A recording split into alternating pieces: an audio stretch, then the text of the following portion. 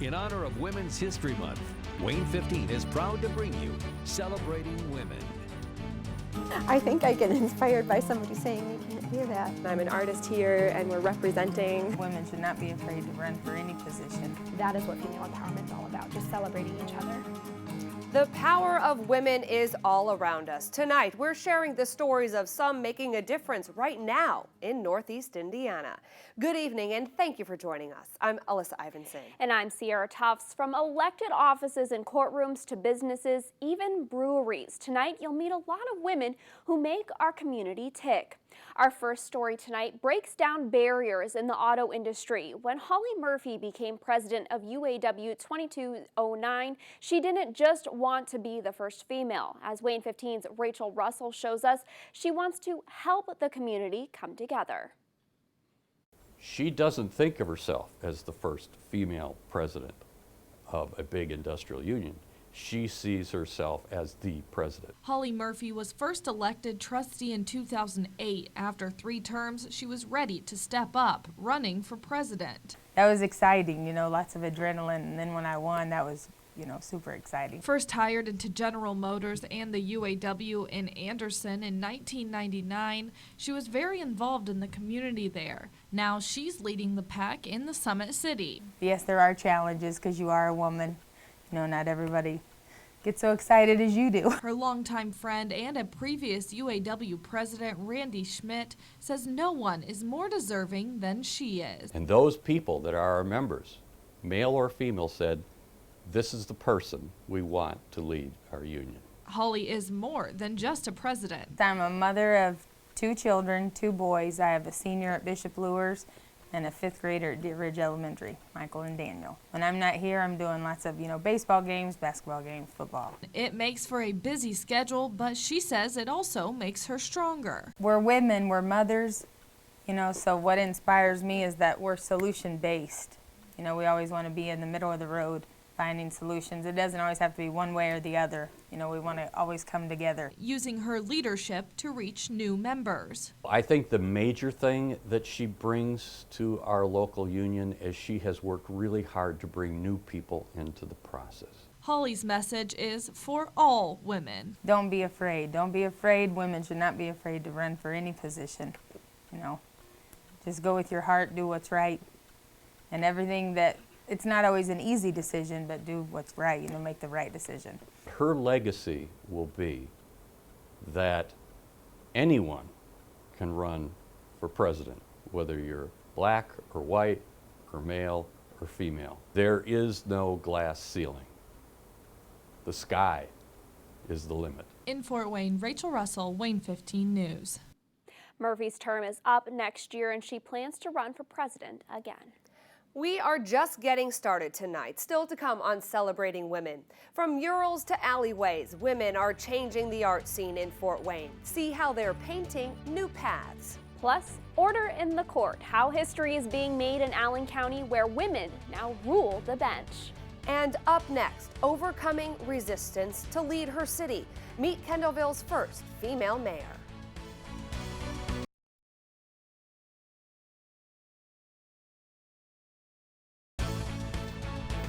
Celebrating Women on Wayne 15 continues. Veteran, mom, wife, cancer survivor, first woman mayor of Kendallville. Those are just some of the hats Mayor Suzanne Handshoe wears. But even with all those titles, Mayor Handshoe knows she couldn't do it alone. There isn't one day that I don't walk up those steps of this 100-plus-year-old building and realize the magnitude of the responsibility on my shoulders. Running a city is a big responsibility, but it's one Mayor Suzanne Handshoe's been preparing for her whole life. Well, I was born and raised on the east side of Detroit, and I graduated from high school there. I was raised by a single mom. Without a clear direction after graduating high school, Handshoe enlisted in the United States Marine Corps. You could never, ever use the female card. So, and especially being in the Marine Corps. And she didn't. Handshoe worked through the ranks and broke down gender barriers. I was one of the first females to become a combat water survival instructor. and so I was real proud of that.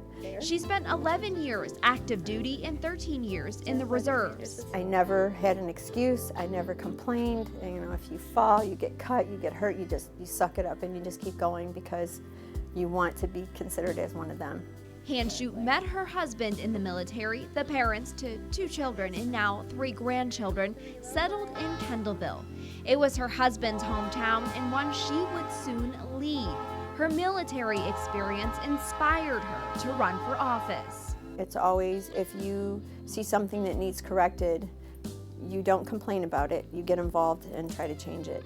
She lost her bid for mayor in 1999. 4 years later, she was still on active duty in the Marines, but she ran again, only officially in the race for a month, rising above resistance. I'm not from here. We've never had a female mayor of Kendallville, and you're crazy for even thinking about this. But she won. Mayor Suzanne Handshoe, the first woman mayor of Kendallville. In her re-election bid, there were literally signs. Some people did not want her there. It was lower my taxes and ease my woes, no more mayors in pantyhose. She took the slams in stride. I spent my entire adult life serving to protect that Constitution, and people have the right to say what they want to say, and we have to go from there. I just made it a vow that every public meeting I attended, I would be in pantyhose, and I have been. So it's kind of strange. I think I get inspired by somebody saying you can't do that. A bone marrow cancer diagnosis in 2016 wasn't going to stop her either. Actually, I worked from the hospital. I took my laptop and my cell phone with me, and the days that I felt good, I communicated with everybody. And because I love what I do, I think it helped me heal. Also helping her heal, Mayor Handshoe's 3 granddaughters. She tells them grandma's girls go to college, and that's her message to all young girls. That little girl who may be in poverty, thinking she's not worthy of, you know, her fellow classmates or going to college or whatever, that she is worthy of that. If you ask Mayor Handshoe how she does it all, she'll tell you she doesn't. I think it's because of my background in the Marine Corps. You're a team, and you're only as strong as your weakest link. A message she reinforced in this year's State of the City address. As always, I value the suggestions, emails, and phone calls from concerned citizens as they give me some of my best ideas. You people are so smart.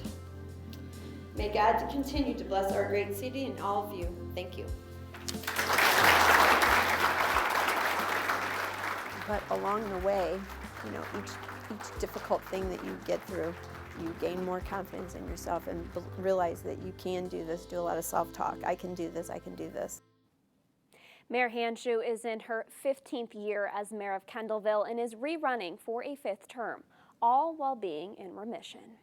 Also from Kendallville, reigning Miss Fort Wayne and Miss Indiana 2018, Lydia Tremaine made history while competing for Miss America last fall. Lydia's been in pageants since she was 12, and it helped her develop speaking skills and confidence, but she still struggled with body insecurities. Lydia was the first Miss Indiana to compete in Miss America after it got rid of the swimsuit competition. She says the pageant should be about why she deserves the scholarship and being a role model to other girls. I never bought anything full price in my journey. I struggled with my weight and how I looked, but I decided that I was going to be the person to change the stigma and to show other women like me that they can also do this. So whatever you set your mind to, as long as you work hard, you believe in yourself, and you have a positive mindset, you can truly achieve what you want. And Lydia did just that. She won the preliminary talent competition, placed in the top 15 at Miss America, received a full ride to college, which she'll start this fall. Up next on Celebrating Women, how women are making history today in Allen Superior Court.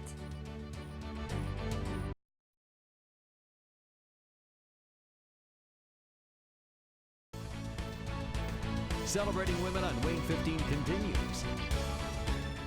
History is being made right now in Allen Superior Court. For the first time, it's a majority female bench. 5 of the 9 judges are women.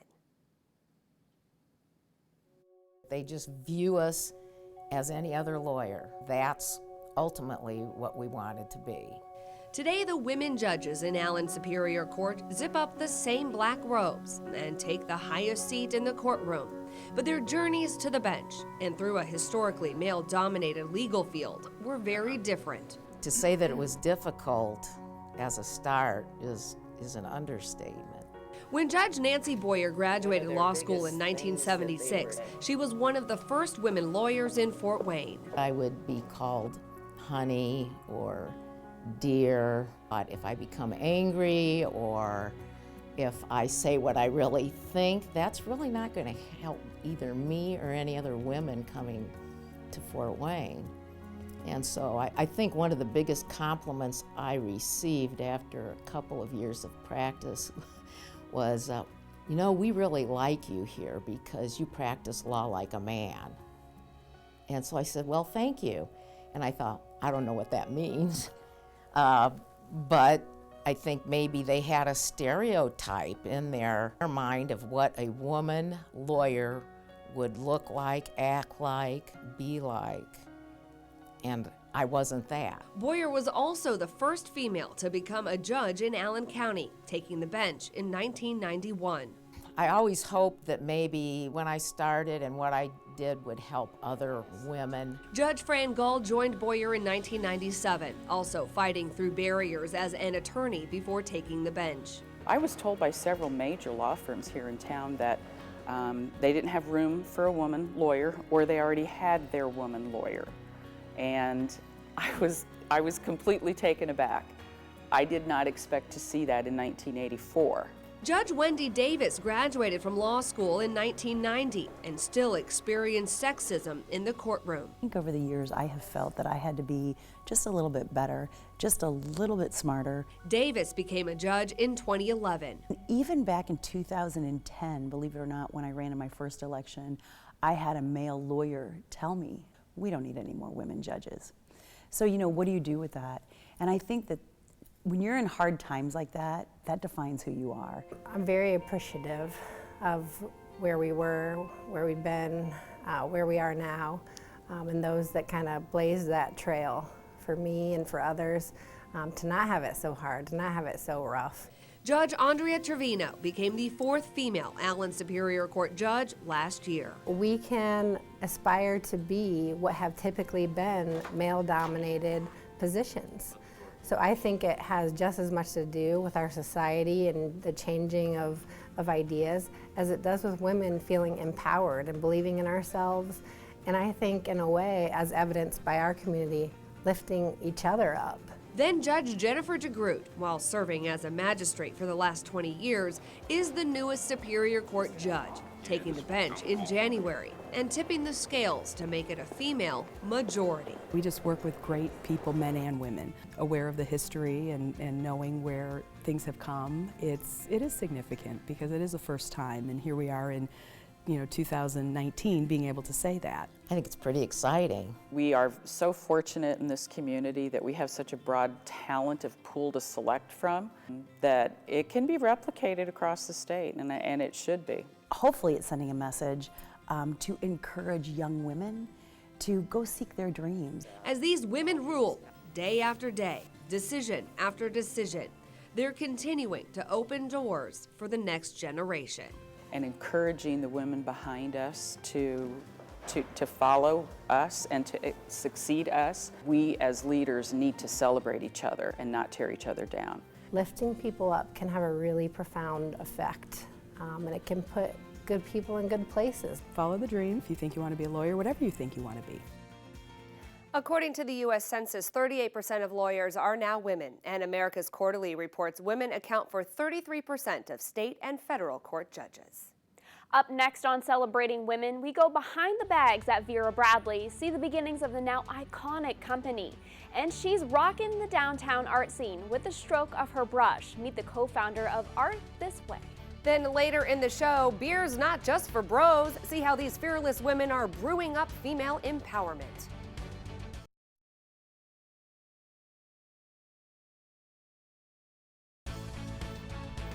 Celebrating Women on Wayne 15 continues. From the classic quilted stitching to the plethora of prints, it's easy to spot a Vera Bradley bag. They're seen all over the world, but the brand all started in a Fort Wayne basement with two women who saw a need and started sewing. So this is where all the magic happens back here. As Barbara Bradley Backguard walks through the Vera Bradley Design Center, a ping pong table serves as a reminder of her company's roots. This is where it was all started, on the ping pong table in my basement. And we'd cut out the bags on here. Just around the corner, a store bursting with bright bags showcases how far the brand has come. Prints and solids and of course the rolling luggage I loved. February 1982, Barbara and her friend Patricia Miller were sitting in an airport coming home to Fort Wayne from a trip to Florida when the idea was planted. No one has any decent looking, fun, feminine luggage, all black bags and all that. So I think that was probably the seed of the idea. Not that we said, let's go home and start a company. It's just, that was the first recollection I have of, wait a minute, the world needs this, you know, and women need this. So they started cutting and sewing. And sent the bags to my daughters in college. And then they were calling back and saying, everyone loves these, Mom. The budding business started blooming. The overnight businesswomen placing ads in the paper to hire sewers. Women were coming and going to my home and were cutting the bags out, handing them the bags, the zippers, the thread, all that. They would take it home, sew it, bring it back, we'd inspect it, and that started it. And they never looked back. Did you ever doubt yourself? I don't think we stopped long enough to doubt ourselves because it grew so quickly. Barb and Pat's brainchild became a booming business. We were a really good partnership. I considered myself more the creative and she was more the business.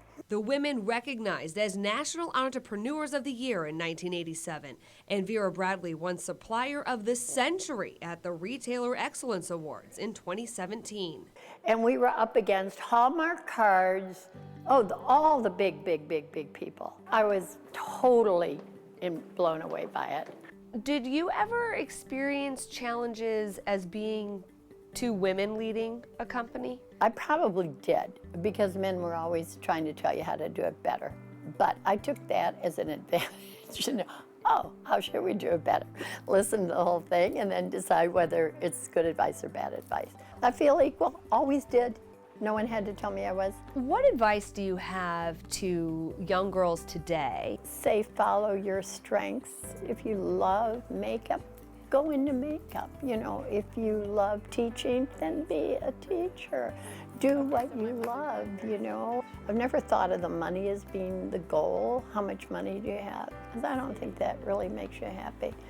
I think it's doing what you love is what makes you happy. As she celebrates her 80th birthday, Barb is still taking her own advice. I call myself the oldest living entrepreneur. Expanding the Backguard men's line and spreading her philanthropy beyond the Vera Bradley Foundation for Breast Cancer, which has raised millions of dollars, to now Alzheimer's research and working with the Fashion Institute in New York's Design for Disabilities program. Designing for people that cannot open a zipper the way we can, or reach a backpack, turn around and get a backpack. So that's that has me very excited. While embracing the future, I love that velvet. A wall of prints and patterns of the past preserve the paisley path that is Vera Bradley. I'm very lucky. I'm a very lucky person. Patricia Miller retired from Vera but still sits on the board. An unexpected emergency kept her from her interview for this story. Well, when you think of U.S. cities with big art scenes, New York, Los Angeles, and Chicago may come to mind. But in the last few years, murals and street art in the Summit City have gotten into a groove all their own. As Tara Brantley shows us, a female artist is leading the way.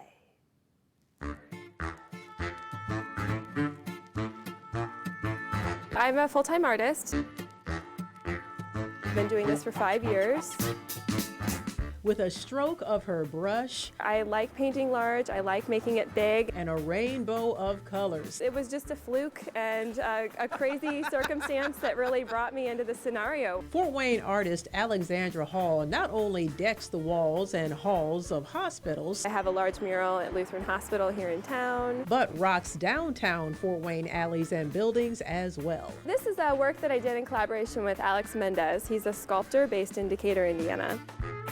It was something I'd made for an event called Art Prize up in Grand Rapids, Michigan, and it just so happened to be on display, and Downtown Improvement District saw it. Alex is a very talented person. And Bill Brown orchestrated the purchase of it with the Friends of Lincoln Financial as part of a memorial fund that they had for Christy Landrigan. Christy unfortunately died in a car accident back in around 2014, I believe it was. She really wanted to get people connected to downtown, to tell the downtown story. And she also worked at Lincoln Financial as a financial advisor. She was also with Downtown Fort Wayne several years. So is Christy kind of at the core of So Christy's memory is at the core of the very beginning of all of this, yes. Mm-hmm. And from this collaboration, the Downtown Improvement District's Art This Way was born, from a woman who wanted to revive downtown through a woman who is. It is very much a vicarious relationship that she's exuding because of her friendship and relationship with Christy. Alex is Art This Way's co-founder and manager. We've really come a long way in a very short time. Alex isn't the only artist whose work you'll find downtown. Others also have theirs in full bloom. There are more than 12, but here in the Art This Way program, we installed 4 this last year.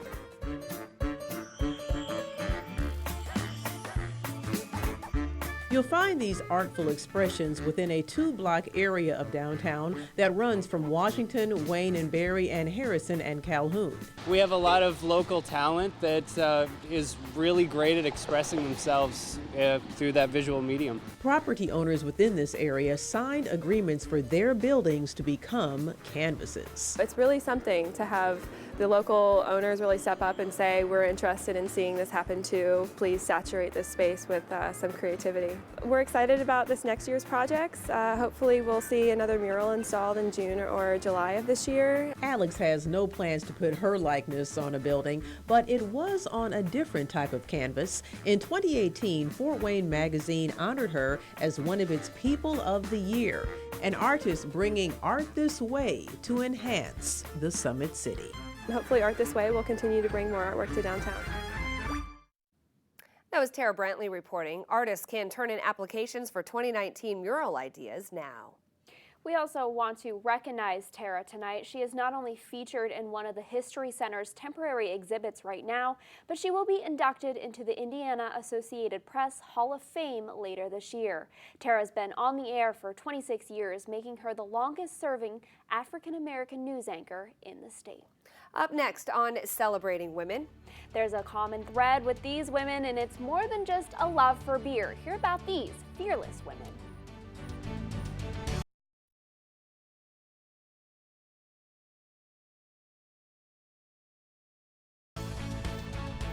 Celebrating Women on Wayne 15 continues. Typically, a bar scene looks like men putting a few beers back and talking about whatever sports team may be on the TV. Over at Hop River Brewing, they're changing that narrative. These are the Fearless Women. The Fearless Women emerged after a market research project from students at Indiana Tech and a zine called Girls Who Drink Beer collided. The research and interviews in the zine showed the need for monthly meetups of women. And I think being fearless doesn't mean you don't have a fear, and we're an amazing group who just want to make things easier for the next generation of women and try new things so that their level of fearlessness is even greater than ours. Despite being from a range of ages and professions, during the first meetup in January 2019, the women found commonalities between themselves. Really acknowledging that women have a tendency to apologize. We have a tendency to kind of keep our voice to ourselves and a little quieter, and that we really do need to support each other in standing up and giving our opinions and acknowledging that we do have experiences and we do have really great ideas. The communal tables and the inclusivity Hop River provides allows the women to speak freely during the meetups. I would say right off the bat for me, I want other women to feel a sense of community, to feel included, and to have a safe space where they can share their fears or their hopes and have a real support system. The group is still in its infancy, and its creators plan to evolve Fearless Women to the needs of the women attending. This is a beautiful opportunity to get outside your bubble, get outside your lane, get outside your career, get outside your neighborhood, and you never know what mentors or friendships may develop just from hanging out, drinking a beer. Cheers to that. The next Fearless Women Meetup is the last Thursday of March, the 28th, but they are continuously adding events as they go along. We have more than a dozen more stories about amazing women all across the country you can watch right now on WANE.com. Just click on the Celebrating Women page under the News tab. You can also see all the stories from tonight's program again on that same page. We know the women highlighted tonight are just a few of the countless women making a difference, large and small, in our community every day. But we hope you enjoyed our celebration of women tonight, and we thank you for joining us. Have a good night.